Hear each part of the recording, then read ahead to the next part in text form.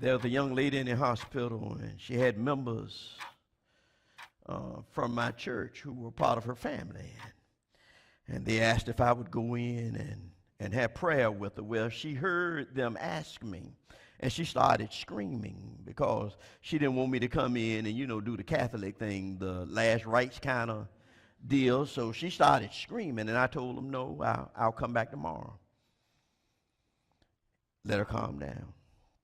Next day I went in, and she's in there, and she's lying, and we started talking, and I asked her about her beliefs, and she was a Buddhist, and we started talking, and I said, well, tell me what Buddha is doing for you right now. I mean, you educate me on Buddha's ability.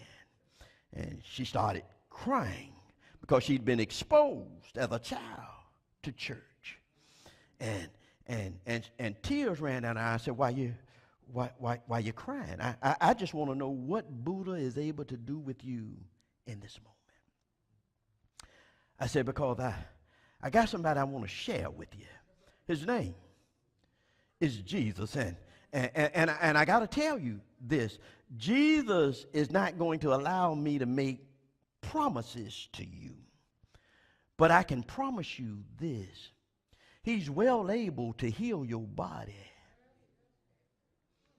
More importantly, though, if he doesn't heal your body, the great thing about having a relationship with him is you go home to be with the Lord. I don't know what Jesus is going to do in your situation. I just know that he can bring you peace in the storm that you're going through right now. And so I said to her, what stops you right now from committing your life to the lordship of Jesus Christ? And she said, nothing. I said, if I had prayer with you right now, would you be willing to receive Christ as your personal Lord and Savior? She said, yeah. And we prayed right there in that room. And that young lady received Christ as her Lord and Savior. One day later, they sent her home. And she told her sister, she said, tell him I need to see him. So she went to her sister's home. And so I went over to see her. And she's lying on the bed. And we're talking. And I said, I want you to know this. I said, if Jesus is coming to get you, he'll dispatch some angels to usher you into heaven. And the next day, I went to see her.